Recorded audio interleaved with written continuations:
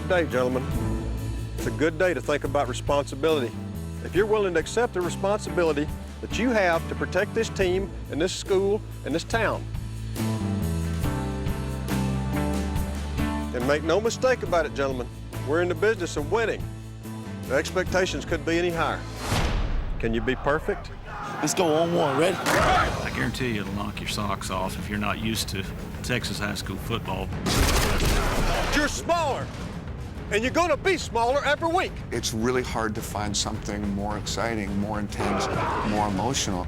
Ain't going to be no growth spurts between now and the first game. The football players are idolized by the kids. They're almost treated like NFL players. Chartered planes, chartered buses, multi-million-dollar football facilities. You're going to use your mind. It is a religion. You're going to play with your heart. People go to that church every single Friday night. Where we had 22,000 people in this stadium, you could not hear yourself think. And that's what you're going to use to win the state championship.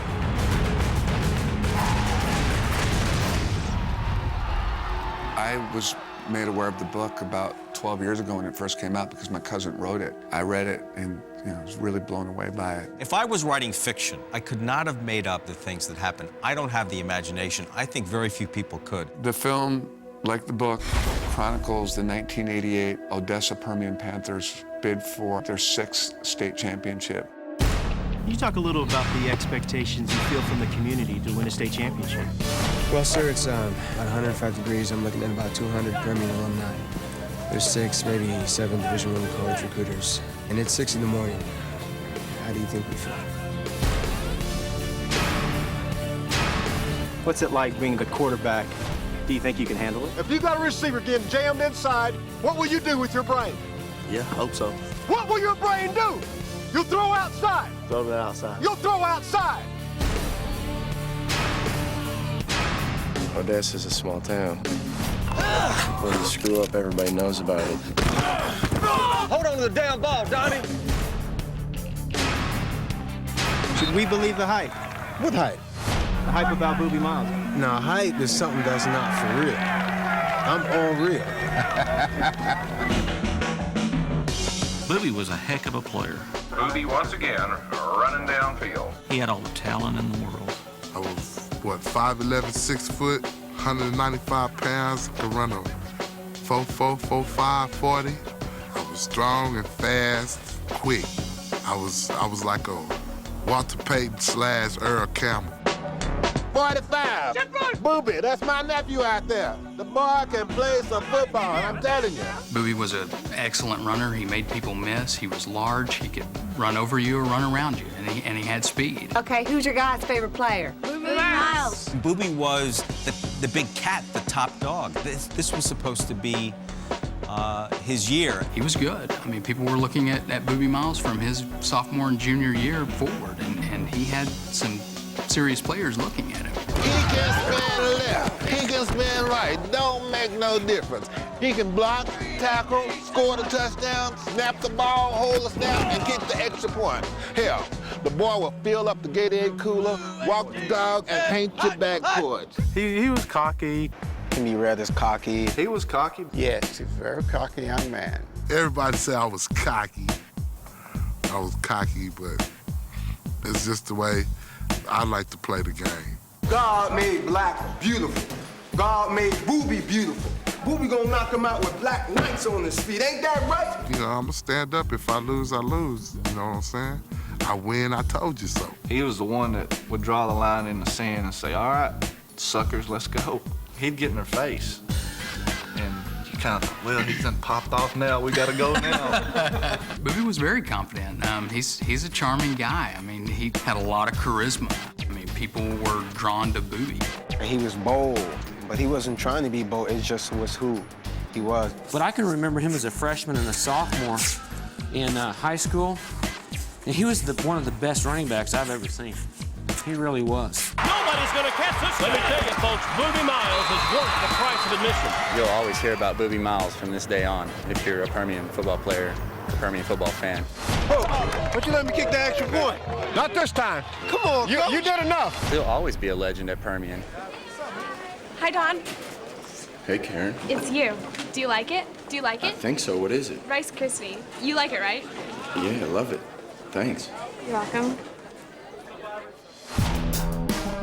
Donnie's Donnie, good-looking guy. I mean, the girls loved Donnie, and Donnie had that fight, that desire to be number one, to always be at the top of his game. Billingsley, you ain't got to worry about holding on to the ball, man. Why's that? Because you ain't gonna get the ball. Your job is to be blocking for Boo. I don't care if your daddy is over there crying. You never shut up, do you? I played blocking back. No, I played tailback. I was hard-nosed, run straight ahead, not much finesse. I wanted to hit somebody. Booby and I did have one altercation. After that, though, Booby and I were teammates. We were brothers out there on the field. Winchell will swing it out to Billingsley, and the ball is stripped by Dominguez. Kevin Lane and a blatant pass by Billingsley. I was pretty cocky, defiant, didn't really respect authority. I was looking to get in trouble, whether that be on the street. I think basically how any 17-year-old kid who plays football is. I don't think many people during that season would have given him much of a chance of doing anything because he was one of the wild members of the team. But he was just that kind of stereotypical, just kind of badass, you know. Partied hard on the weekends, but do his job. Billingsley up the middle. And did it at the level, you know, that many can't do it at. My entire family has gone to Permian and graduated from there, and that was something that I wanted to do. I knew what it was to play for Permian. So you burst? My linemen are an 80 pass block. Wide receiver? He runs burst route. If he sees cover 2, he bends outside 8 to 12 yards. 20 yards and runs straight to the sideline. Are you ready for this, Mike? Mike Winchell was the leader of the pack. He could throw the ball a country mile. Mike Winchell is a quiet leader. He leads by example. When he called a play, you knew you were running that play.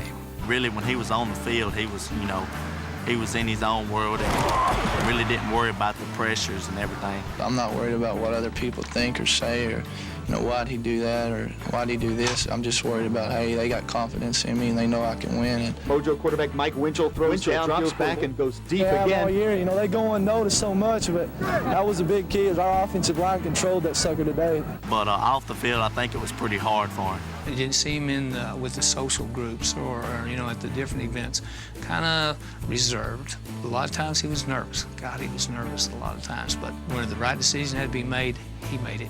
I was a wired kid. I mean, I was just, you know, I'd freak out at the first sign of trouble. You know, I was just terrified of making mistakes. You ever feel cursed, Coach? That no matter what, inside your heart, you feel that you're gonna lose. Even in the middle of the game, we're killing somebody, you know, 30, 40 to nothing, and he's still worried about the next play, and I'm like, Winchell, enjoy it. We're having fun, man. This is awesome.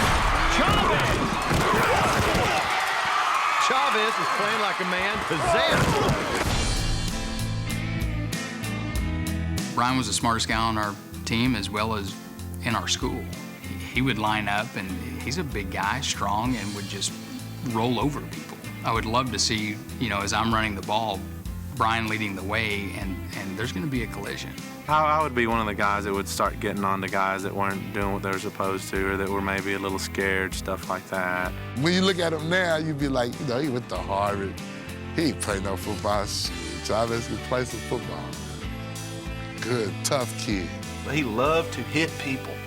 You know, he wasn't a troublemaker or out looking for fights, but when the helmet come on, I mean, you know, the play's over and they ain't blowing the whistle, and Chavez is putting a corkscrew to some poor sucker down on the turf. You got treated like a rock star. I mean, it was whatever girl you wanted to go out with. Everybody knows who you are, Melissa.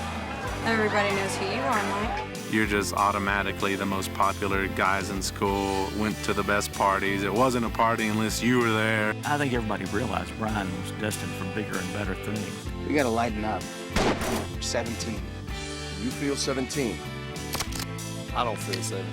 He had decided at an early age that he wanted to be an attorney and that he wanted to go to an Ivy League school. Football was not everything for him. I don't know if I've ever done a toast myself before. Been involved in a few, but well, here's to Booby Miles, who, well, everything you get this year, you deserve it. LV, to you, I can't even tell you how proud of you I am, the way you've raised this kid and what you do for him, and God bless us. God bless.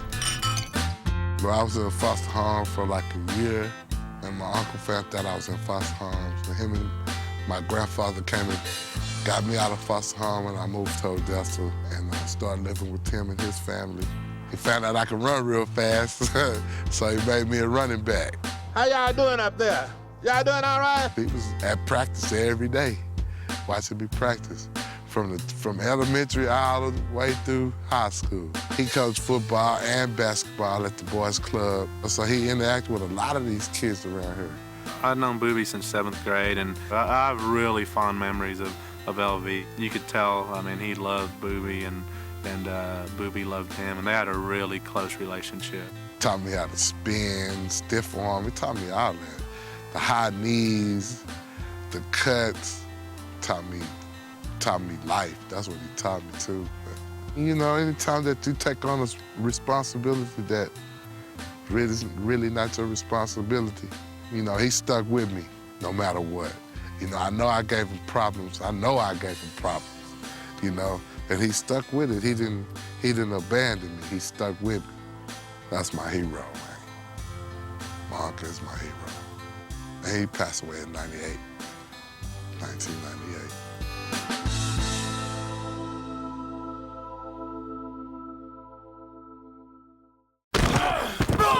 Your dad played at Permian. What's it like to be the son of a local legend? Hold on to the damn ball, Donnie.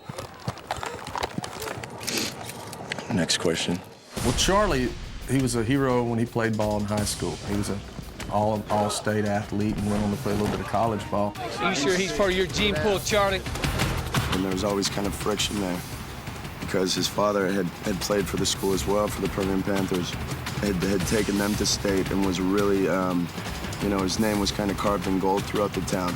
He wanted his son to kind of share that same title. I so much enjoyed the stories my dad used to tell about playing for Permian and just his experiences, because I could learn from those. I'd hurt my knee my senior year and I'm limping around, and then I hear, well, you know, I played with 2 broken wrists. Well, okay, it's time for me to go back out there. With our relationship, there was a little bit of turmoil. Can't hold on to the football. I can hold on to the football, Dad. Now get the hell out of there! I think that they went through some tough times when he was growing up, and I think Don had heard all the wild stories about his dad, and then he, you know, just kind of fell into that trap. And then his dad wanted him to succeed so much. You know, his dad was really wanting him to be a great running back. It wasn't anything unhealthy. It wasn't anything abusive. Come here. Embarrassing me out here. But he demanded mental toughness and physical toughness. This is the only thing you're ever gonna have. It's an ugly fact of life. Donnie, hell. It's the only fact of life. Mine and my dad's relationship, since I'd graduated from high school and I'm not right there in the house and we're not cohabiting with each other, we've really developed a strong relationship and a strong bond. It's just amazing to see how we were then and how we are now. It's Mojo Radio back on the air. Football time in Texas. Tell me about this season. It's going to be good. We're going to have a hell of a season I think we're going, man. we're going to go all the way. There's been a lot of expectations for this Permian football team. The Panthers are the team to beat in District 4-5A. The pressure all goes to the head coach. Everything all right? Everything's going to be just fine. Everything's all right as long as we win state. They expect you to win, and it can mess with your soul. What's up, Booby? State. State. State. State. State. State. Booby Miles, he's the guy that is going to carry these guys up the mountain. Booby! He's the guy that the team is looking at to get them to the state finals and to win. Miles cuts to his right. Bailey takes him down. Messed up my knee. When he got hurt that day, I will never forget it because 1 millisecond changed his whole life forever. Everything seemed to fall apart for him when he got hurt. Everything just started going downhill for me that way. This was James Miles a year ago, doing what he enjoys most, scoring a touchdown for the Permian Panthers. This is James Miles today, doing what he enjoys least, working his injured left knee back into shape, while his teammates are playing football. I thought it was gonna be like maybe a couple of day affair, you know. I'd be back on the field, but then when they told me 6 to 8 weeks, I thought that was my whole season, so I didn't know what to do. Cause see, if you go out there before your knee's ready. Coach, my knee's fine. You okay with this, LV? Yeah, I'm good with it. 100%. I tried to come back, came back within a week and a half to try to play. Well, what do you know, folks? Look at this. Booby doesn't look like he's limping at all. He looks good to me. He looks like he's ready to go. But when I got back out there on that field, I could run straight, but I couldn't cut to the right. I cut to the left. Miles going left. Hesitates just a bit and swarmed by the Lee Rebel defense. That's when I knew that the injury was way more serious than what I thought it was. Hate to say this, the hole was there. I just don't think Booby could make the cut. And I was just too anxious to get back, and I had messed it up even more than trying to come back within that week. Here come the Dominguez brothers. They take him down. He's his, and he's down. Getting the cruciate ligament cut in half, that's major. I know that when I come back, I'm gonna be the object again, and that people gonna try to take out my knee and stuff, you know? So, hey, I'm gonna make it as strong as I can, and then when I come back, I'm not gonna even worry about it. I'm just gonna act like I played the first couple of games, you know? At Permian High School, Kerry Garnett for Channel 9 Sports. It was like something that you love to do that you can't even do it no more, that you really love to do, and not be able to do it again. After I had my knee surgery, I was trying to get ready for colleges, and then I started noticing that a lot of them wouldn't write me no more, you know. And I understand that once you get injured, they don't want to take a chance on you. When I was a junior, you know, getting ready to be a senior, getting all those letters, man, Hawaii, Purdue, Texas Tech, Texas, A&M, Houston, a few black colleges, Nebraska, Oklahoma, Kansas State, Kansas. Man, you name it, I had them. I had them. I had them.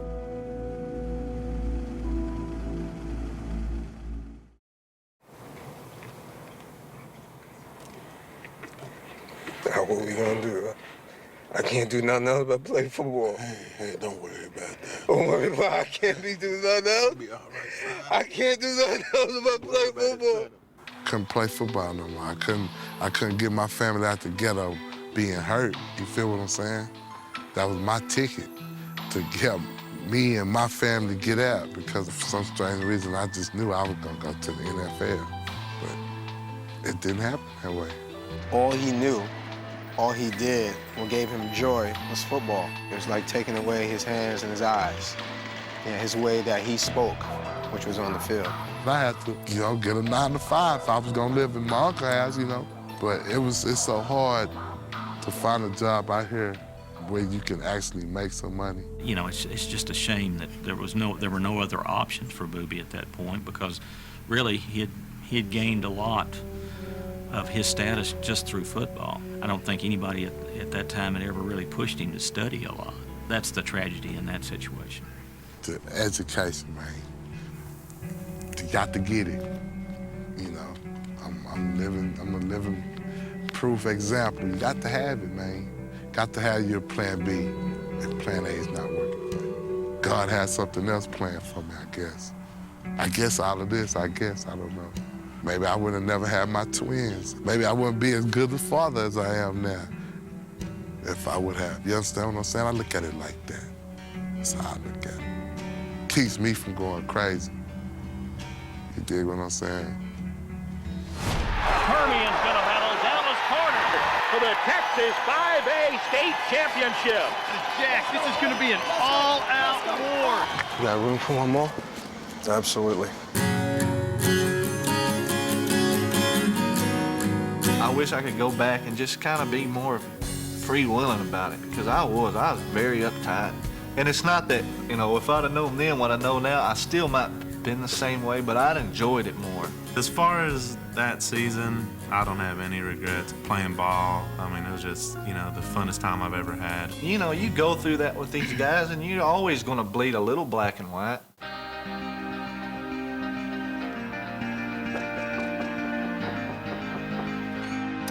Winchell, what's going on, buddy? How you doing? Good to see you, man.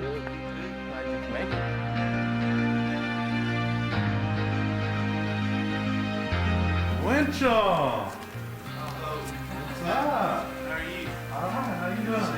How you been, man? Good. Chavez, I'd recognize him from 100 miles away. and Don, it was kind of shocking. He's cleaned up. He cleans up good. It's been since high school since I've been together with both of you. Yeah, it's been a long time. It's hard because these are real individuals, and this is their life that's being put on the screen. It's more about how these relationships that they develop through playing football and through everything that happened to them through this season, how it affected them and how it affected everybody around them. The movie is really about the sort of idea that winning is placed upon us as men or boys. Being perfect is about being able to look your friends in the eye and know that you didn't let them down. Camaraderie, the idea of a team, one common goal. I want you to close your eyes, and I want you to think about Boobie Miles, who is your brother, and he would die to be out there on that field with you tonight.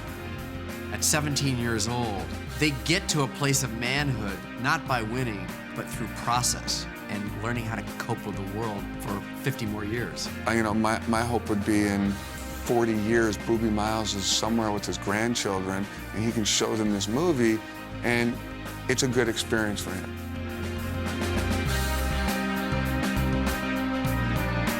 Right Special Twins, 236, a dunk on go. Right Special Twins, 236, a dunk on go, ready? Right.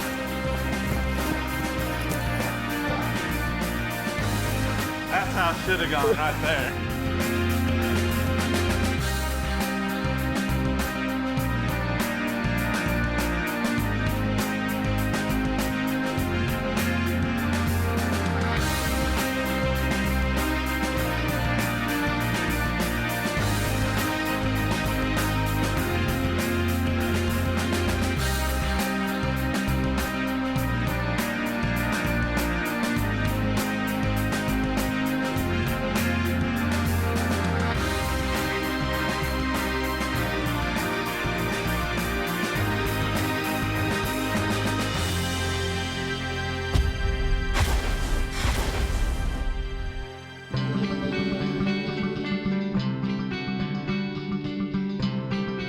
Who's gonna call it? Call it, Jack. 1, 2, 3, go. Go.